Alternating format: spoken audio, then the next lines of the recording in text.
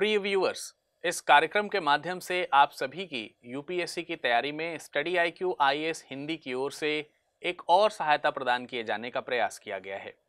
इस श्रृंखला में हम आपको महत्वपूर्ण ऐतिहासिक शख्सियतों के बारे में परीक्षोपयोगी जानकारी प्रदान करेंगे, जो न केवल आपके लिए प्रारंभिक परीक्षा में सहायक सिद्ध होगी, बल्कि मुख्य परीक्षा के दृष्टिकोण से भी अत्यंत उपयोगी सिद्ध होगी।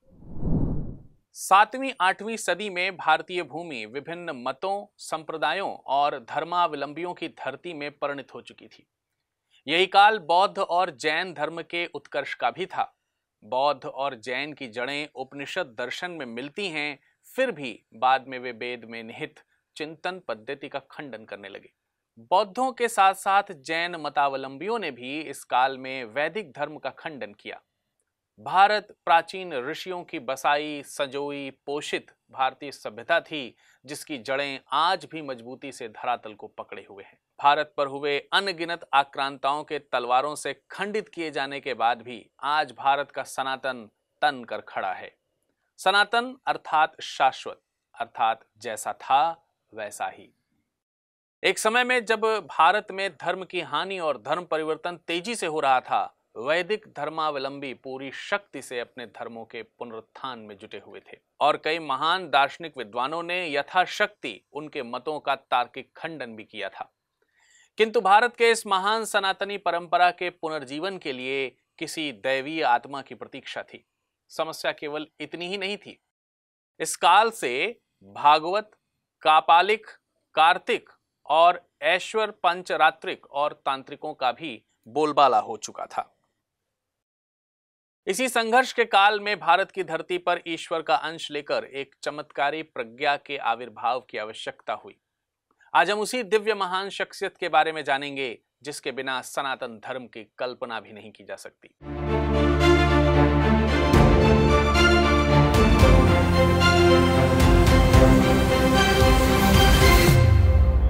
नमस्कार, मेरा नाम है विरुद्ध दुबे। जी हाँ, आज हम बात करने वाले हैं सनातन धर्म के पुनर्स्थापक आदि गुरु श्री शंकराचार्य की। कहानी में हम आगे बढ़ेंगे, लेकिन उससे पहले एक छोटी सी सूचना आपके साथ शेयर कर देता हूं। दोस्तों, यूपीएससी 2024 की तैयारी की शुरुआत के लिए अब समय धीरे धीरे निकलता जा रहा है।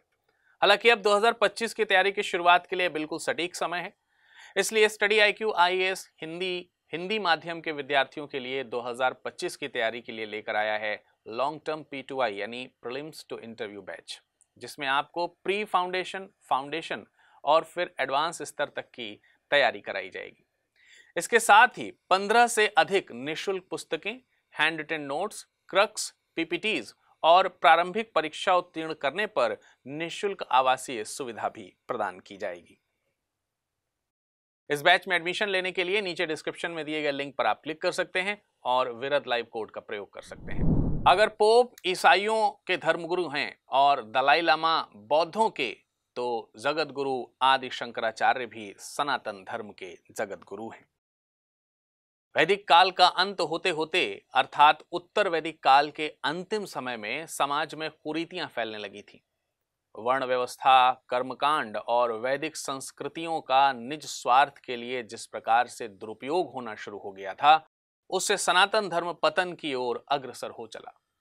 लोग आध्यात्म और ईश्वर साक्षात्कार को जादू, टोना, टोटका, पाखंड, तंत्र मंत्र इत्यादि विषयों से ज्यादा रुचि लेकर के जोड़ने लगे थे।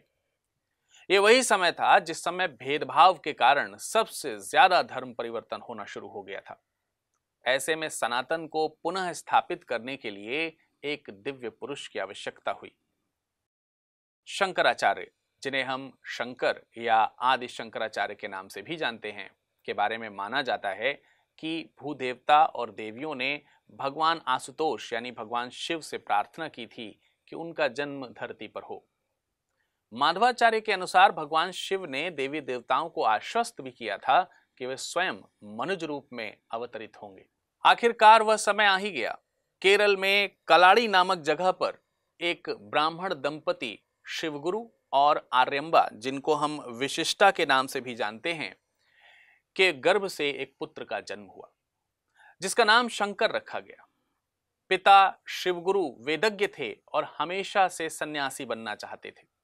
लेकिन उनके गुरु ने शिवगुरु की इच्छा के विरुद्ध उन्हें गृहस्थ जीवन का आदेश दिया था। इसलिए शिवगुरु ने आर्यांबा से विवाह कर लिया था, लेकिन विवाहोपरांत कई वर्ष बीत जाने पर उन्हें संतान प्राप्त नहीं हुई।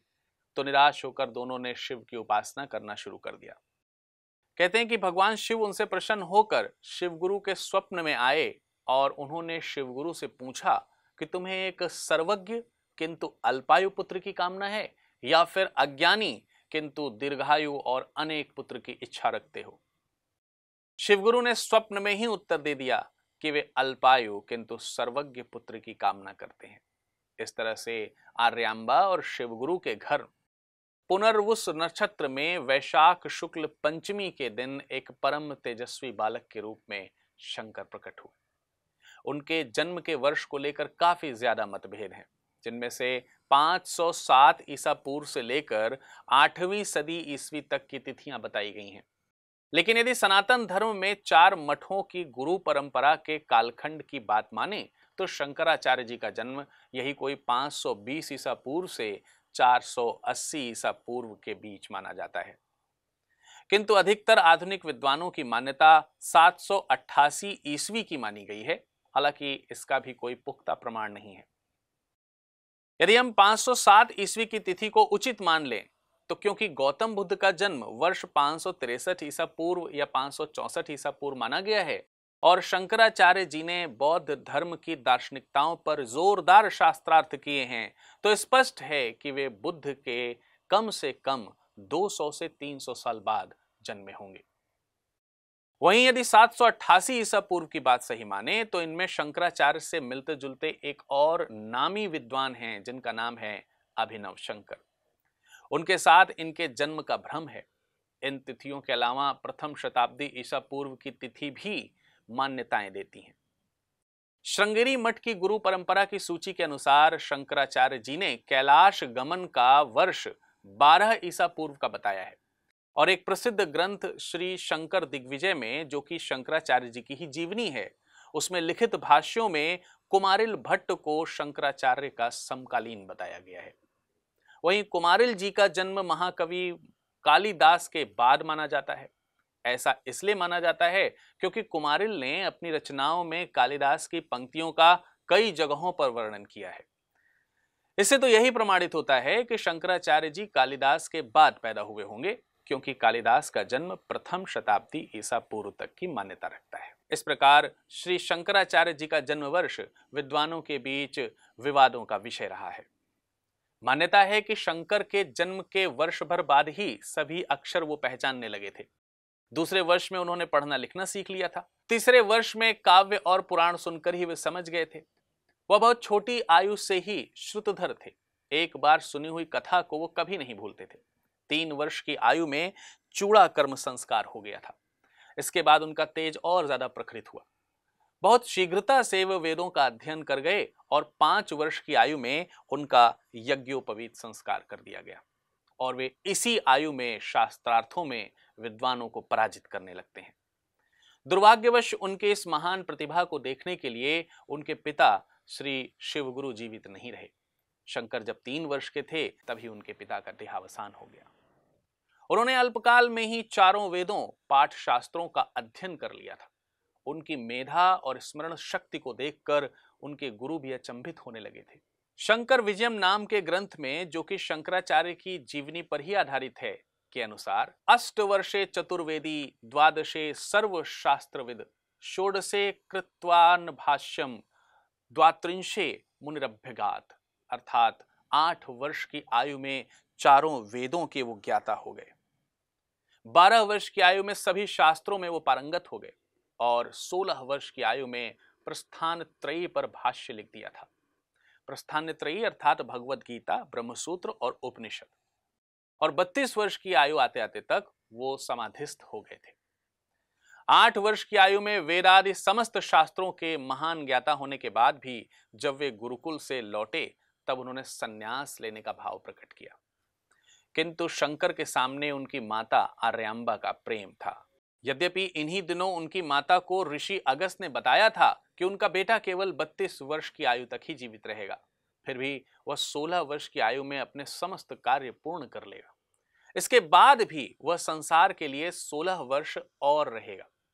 ये सब बात सुनकर उनकी माता आर्यांबा व्याग्र व्याकुल हो गई। तभी शंकर ने उनसे संन्यास ग्रहण की इच्छा जताई। माता शोकाकुल होकर रोने लगी। उन्होंने माता का आदेश प्राप्त करना चाहा, लेकिन वो आदेश उन्हें मिला नहीं। तभी फिर एक घटना घटित हुई। एक रोज वो पूर्णा नदी में स्नान करने गए।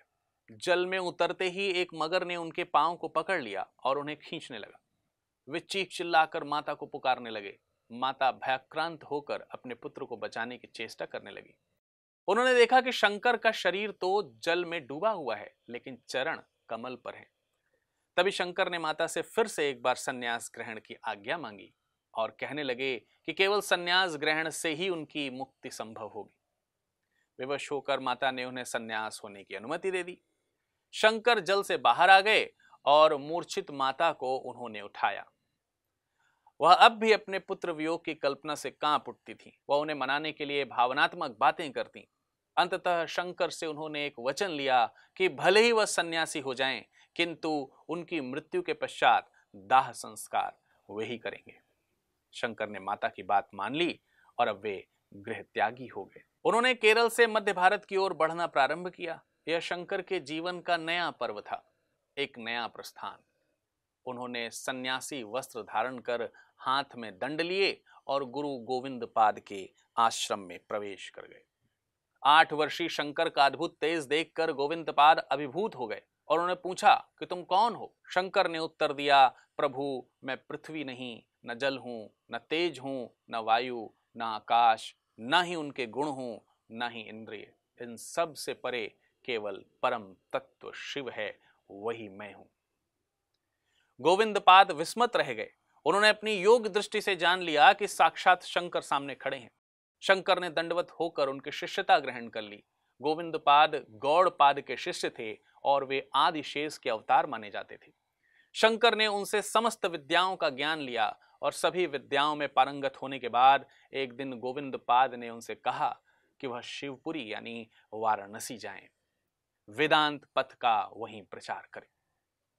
वाराणसी प्रस्थान से पूर्व उन्होंने अपने गुरु गोविंद पाद के यहां तकरीबन 4 वर्ष बिताए थे। उन्होंने इन 4 वर्षों में राजयोग, हठ योग और ज्ञान योग की पूर्ण शिक्षा प्राप्त कर ली थी। वाराणसी पहुंचकर उन्होंने मणिकर्णिका घाट पर अपना निवास बनाया। कहते हैं काशी में ही चांडाल भेषधारी भगवान शिव ने उन्हें दर्शन दिए। भगवान शिव का आदेश प्राप्त कर वे बद्रीनाथ की यात्रा पर निकल गए। कहते हैं काशी में ही चांडाल भेषधारी भगवान शिव ने उन्हें दर्शन दिए। भगवान शिव का आदेश पाकर वे बद्रीनाथ की यात्रा पर निकल गए। बद्रीनाथ में ही उन्होंने प्रथम भाष्य की रचना की। जनश्रुतियों के अनुसार इसी क्षेत्र में महर्षि व्यास ने उन्हें दर्शन दिए थे। व्यास ने दर्शन से पूर्व उनकी परीक्षा ली। शंकर की विविधता और मेधा से अभिभूत होकर उन्होंने शंकर को अपने पुत्र की संज्ञा भी दी थी। यही वेदव्यास ने उन्हें बताया कि तुम धरती पर 16 वर्ष और बिताओगे। इसी समय में तुम्हें कई महापंडितों को शास्त्रार्थ में पराजित करना होगा। व्यास ने उन्हें महान कर्मकांडी कुमारिल भट्ट से मिलने के लिए कहा। शंकर प्रयाग की ओर चल पड़े। प्रयाग में कुमारिल अग्नि स्नान कर रहे थे। उन्होंने अपने गुरु को शास्त्रार्थ में पराजित करने की आत्मग्लानि के कारण स्वयं को दंडित कर लिया था। आत्मदाह करते हुए वे वक्षस्थल तक भस्म हो चुके थे। शंकर ने उन्हें अग्नि में भस्म होते हुए देखा तो फिर शोकाकुल हो उठे। कमंडलों के जल से उन्हें स्वस्थ करने की आज्ञा मांगी, किंतु कुमारिल टस से मस न हुए। उन्होंने शंकराचार्य को मंडल मिश्र से शास्त्रार्थ करने के लिए कहा। आचार्य शंकर और मंडन मिश्र का शास्त्रार्थ भारतीय विद्वत्व परंपरा में सबसे चर्चित शास्त्रार्थों में से एक माना गया है। उन्होंने तकरीबन 15 दिन तक शास्त्रार्थ किया। अंततः महापंडित मंडन मिश्र ने शंकर की गुरुता को स्वीकार कर लिया। यहां से एक दूसरी घटना आरंभ हुई। शास्त्रार्थ की निर्णायिका सरस्वती स्वरूपा मंडन मिश्र की पत्नी उभय भारती थी। उन्होंने अपने पति के पराजित होने के पश्चात शंकर को शास्त्रार्थ की चुनौती दे दी। शंकराचार्य तैयार हुए, किंतु भारती ने काम शास्त्र से संबंधित जटिल प्रश्नों को उनके समक्ष रखकर उन्हें निर्वाक कर दिया। इसके पश्चात शंकर ने उनसे कुछ समय मांगा और माह भर बाद लौटे। उभय भारती के सभी प्रश्नों के उत्तर देकर उन्होंने अपनी गुरुता सिद्ध करी। इस प्रकार सनातन धर्म की विशेषताओं को बड़ी ही विशिष्टता और शालीनता और सौम्यता से अन्य धर्म पंथों के समक्ष शास्त्रार्थ के माध्यम से उन्होंने रखा था। पूरे भारत को एक सनातन सूत्र में बांधने के लिए भारत की चारों दिशाओं में 4 मठों की स्थापना की गई और दशनामी और दंडी स्वामी, ये 2 प्रकार के सन्यास की उन्होंने व्यवस्था भी की। कहते हैं कि चारों दिशाओं में बने 4 मठ चारों वेदों का संरक्षण करते हैं।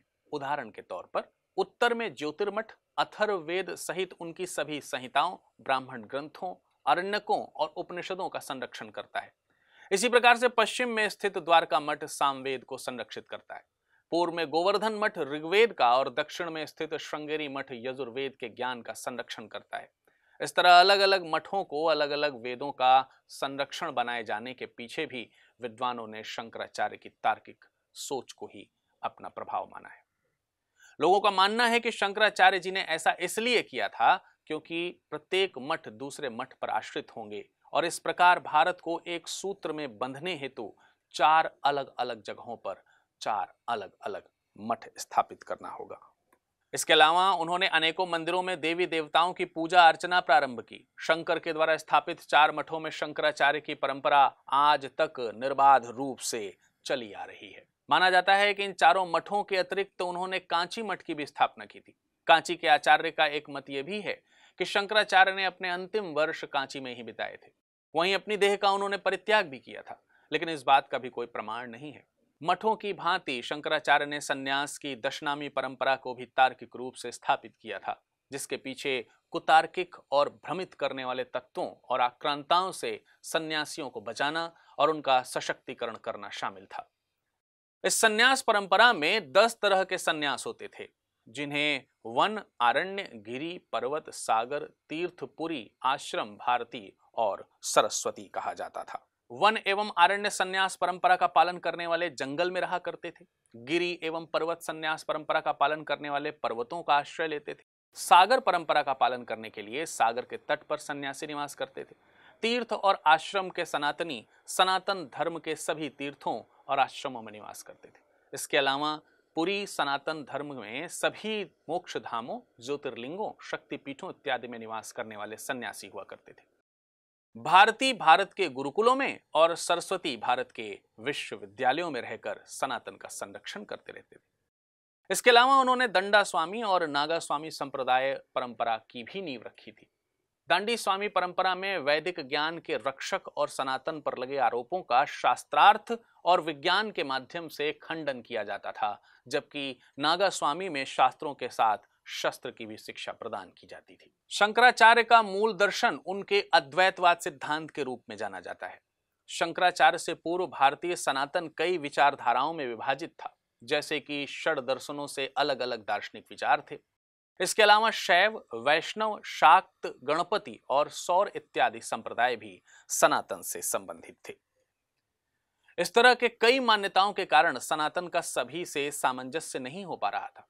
इस स्थिति से निपटने के लिए आदि शंकराचार्य जी ने सभी दर्शनों के सार के रूप में अद्वैत दर्शन का प्रतिपादन कर दिया था और सभी दर्शनों का एक विचार बना दिया था।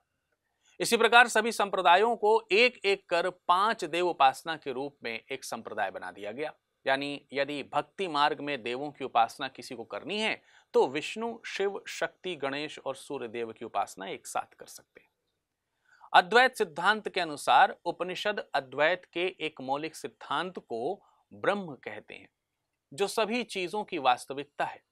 अद्वैत ब्रह्म को पारलौकिक व्यक्तित्व और अनुभवजन्य बहुलता के रूप में मानते हैं। अद्वैत वेदांत यह स्थापित करना चाहता है कि स्वयं आत्मा का आवश्यक मूल ब्रह्म है। अद्वैत वेदांत इस बात पर जोर देता है कि आत्मा शुद्ध अनैच्छिक चेतना अवस्था में रहती है। अद्वैत एक क्षण रहित और अनंत अस्तित्ववादी है और संख्यात्मक रूप से वह ब्रह्म के समान है। शंकराचार्य ने बद्रीनाथ, केदारनाथ के अतिरिक्त कश्मीर और सुदूर पूर्व पश्चिम भारत से लेकर दक्षिण के सभी प्रांतों में घूम घूम कर अपने इसी अद्वैत सिद्धांत का प्रचार किया था और अपने मत को प्रतिष्ठित किया था। उन्होंने अति महत्वपूर्ण भाष्य लिखे थे। प्रस्थान त्रयी पर उनका भाष्य अद्वितीय माना जाता है। उनके अलावा गीता भाष्य, उपनिषद भाष्य समेत कई ग्रंथों पर उन्होंने अवमूल्यन लेखन किया था। सैकड़ों भावपूर्ण स्तुतियां और स्रोत लिखे थे उन्होंने। वे एक अद्वैतवादी थे, किंतु व्यवहार क्षेत्र में देवी देवताओं, तीर्थों, पवित्र नदियों की उपासना और आराधना की सार्थकता को वे समझते थे। उन्होंने शिव, विष्णु, गणेश, शक्ति, नदी और तीर्थ आदि को मनोहर स्त्रोतों में लिखा था। आनंद लहरी, गोविंदाष्टक, दक्षिणामूर्ति स्त्रोत, दशलोकी, चरपट पंजारिका, द्वापर पंजारिका समेत षष्टपदियों की उन्होंने रचना की थी। वेदांत का सरल निरूपण करते हुए उन्होंने कई सारे प्रकरण ग्रंथ लिखे थे। तंत्र ग्रंथों को भी उन्होंने रचित किया था। शंकर को अधिकांश भारत का महान दार्शनिक यतीन्द्र के रूप में जाना जाता है, लेकिन वे एक विलक्षण कवि भी थे। सनातन के अप्रतिम योद्धा के रूप में उनकी गणना होती है। उन्होंने विभिन्न मत संप्रदायों में बटे सनातनी समाज को एक सूत्र में जोड़कर हिंदू धर्म का ध्वज दंड गाड़ दिया था। उन्होंने ब्रह्म को सत्य कहा, जगत को मिथ्या कहा। ब्रह्म सत्यम जगत मिथ्या, जीवो ब्रह्म है नापरः, अर्थात ब्रह्म सत्य है और जगत मिथ्या है और जीव ही ब्रह्म है और इसके अतिरिक्त कुछ नहीं। शंकर के अद्वैत दर्शन का यही मूलाधार है। उनकी स्तुतियों में इस जगत की निस्सारता का भाव बार बार प्रकट होता है। आश्चर्य है कि सर्वज्ञ और दिग्विजयी शंकराचार्य इस भव्यारण्य में स्वयं को अकेला पाते हैं और कहते हैं, भव्यारण्य भीते च तमाम पाहि भद्रे, नमस्ते नमस्ते नमस्ते भवानी। वे केवल 32 वर्ष के लिए ही इस धरती पर आए थे और 32 वर्ष के इस अल्पायु में ही उन्होंने अविश्वसनीय कार्य किए थे। उनकी महत्ता इस बात में निहित है कि आज भी बहुत सारी स्तुतियां, स्रोत और हिंदू पूजन पाठ की किताबों के अंत में लिखा मिल जाता है, आदि शंकराचार्य विरचितम। उनकी मेधा और कार्यक्षमता अलौकिक थी। महान यायावर शंकर को भगवान शिव का ही अवतार माना जाता है। हाल ही में आदि शंकराचार्य से संबंधित खबरें भी चर्चा में हैं, क्योंकि मध्य प्रदेश के मुख्यमंत्री शिवराज सिंह चौहान ने आदि शंकराचार्य की 108 फीट ऊंची प्रतिमा का अनावरण किया है। इसे स्टैच्यू ऑफ वननेस नाम दिया गया है। ये प्रतिमा मध्य प्रदेश के खांडवा जिले के ओंकारेश्वर में मानधाता पर्वत पर स्थापित की गई है। इस प्रतिमा में आदि शंकराचार्य जी को 12 साल के आर्य शंकराचार्य के तौर पर दिखाया गया है, क्योंकि जैसा कि हम पहले भी देख चुके हैं कि इसी उम्र में उन्हें ज्ञान प्राप्त हो चुका था। इस मौके पर अद्वैत लोक का फाउंडेशन स्टोन भी रखा गया था। अद्वैत लोक आदि शंकराचार्य के जीवन पर आधारित एक म्यूजियम है। आचार्य शंकराचार्य इंटरनेशनल इंस्टीट्यूट ऑफ अद्वैत वेदांत भी स्थापित किया जाएगा, ऐसी बातें कही गई हैं। तो ये तो था आज के शख्सियत का मुख्य अंश। अब हम बात कर लेते हैं कि आज के शख्सियत में आपने जो सीखा उसमें से कुछ प्रश्न आपको याद होते हैं या नहीं। आइए एक प्रश्न पे नजर डालते हैं। प्रश्न है, प्रस्थान त्रयी में शामिल नहीं है भगवत गीता, आचारांग सूत्र, ब्रह्म सूत्र या फिर उपनिषद। एक और प्रश्न आपसे पूछ लेता हूं। आचार्य शंकराचार्य ने 4 मठों की स्थापना की थी। ये मठ निम्नलिखित में से किस स्थान पर स्थित है? आपके लिए यहाँ पर 4 विकल्प दिए गए हैं। इन चारों विकल्पों को ध्यान से पढ़िए और अपने सही उत्तर का चुनाव कीजिए। इन उत्तरों को आप कमेंट सेक्शन में कमेंट करके जरूर बताइएगा। सही उत्तर जानने के लिए हमारे टेलीग्राम से जुड़ेंगे तो आपको यहाँ पर उसका सही उत्तर भी मिल जाएगा। आशा करते हैं कि आज का ये शख्सियत कार्यक्रम आपको जरूर पसंद आया होगा। अगले एपिसोड में किसी नई शख्सियत के साथ मैं फिर आपके समक्ष हाजिर होऊंगा। तब तक इसको रिवाइज करते रहिएगा। स्वस्थ रहिएगा, मस्त रहिएगा। धन्यवाद।